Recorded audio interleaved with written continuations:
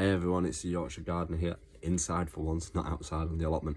I want to share with you something exciting what I've purchased with all my Christmas money. One of the items that I purchased. I wanted to spend it on something for the allotment, obviously. So this is what I bought. Gardener's Diary and Logbook for 2020. I've never had one of these before, so I've never kept a record of what I've grown in the year. But I thought this year I'm going to do it all so that I can see the success and failures and keep notes of everything, of how it's doing, my allotment. So let me show you what it looks like.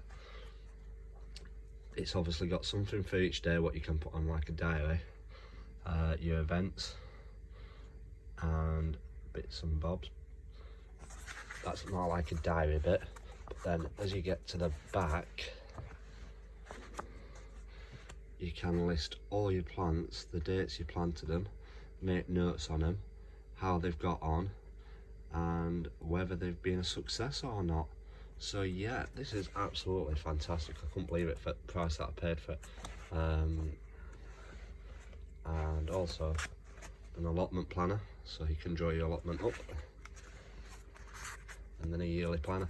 So yeah, I couldn't believe how well it is. Anyway, I'll drop a link in my bio for if you are wanting one for your plot. This is going to be such a big help to remember how I've got on with my allotment.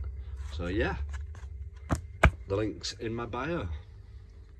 So check out the link in my bio and it'll take you through to my website where you will be able to find where to purchase it from. So yeah, I'm looking forward to using this year. Who else uses a garden planner?